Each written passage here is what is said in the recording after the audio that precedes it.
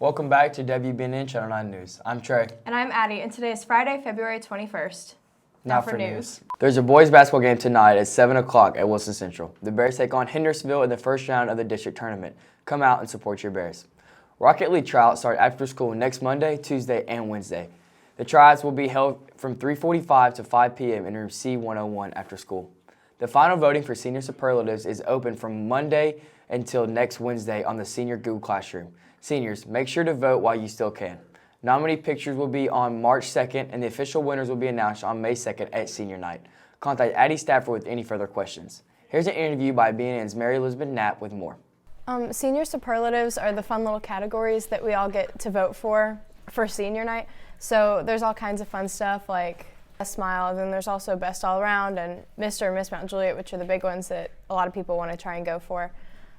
So we all get to vote and nominate people from our class that we've been going to school with for so long, and it's really fun to see who ends up winning.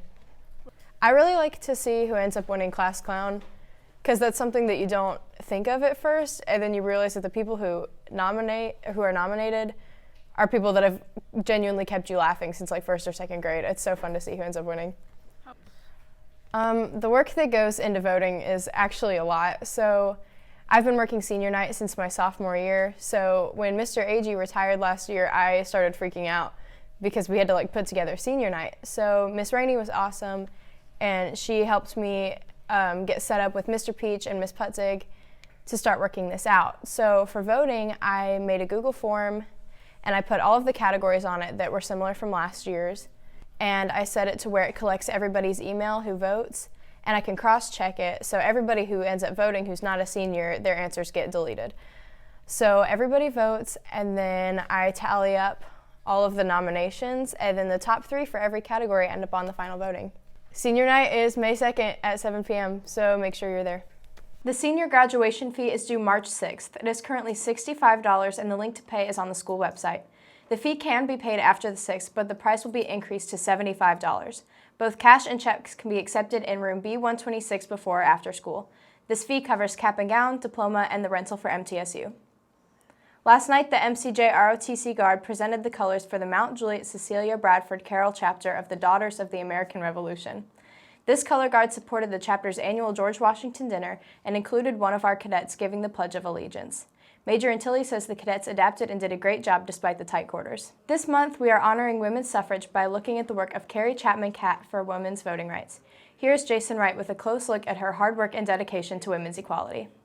For the month of February, we are highlighting the National American Women's Suffrage Association and the role of Carrie Chapman Catt.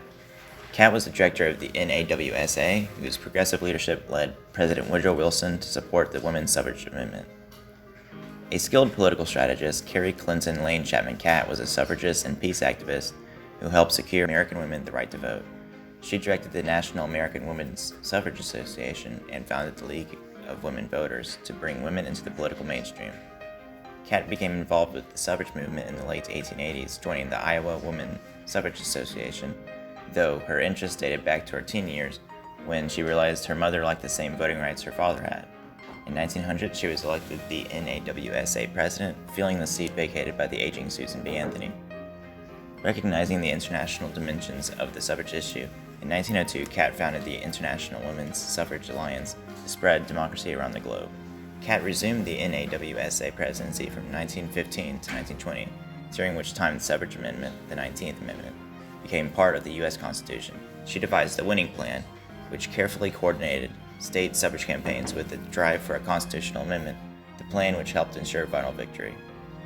Catt threw her support towards Wilson's war effort and continued her state-by-state suffrage campaigns.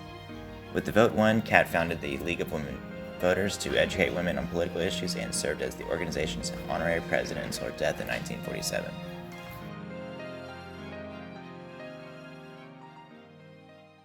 That's all for news today. I'm Trey. And I'm Addie, and here at WBNN, we're in touch. So you're in touch. Have a great day, MJ.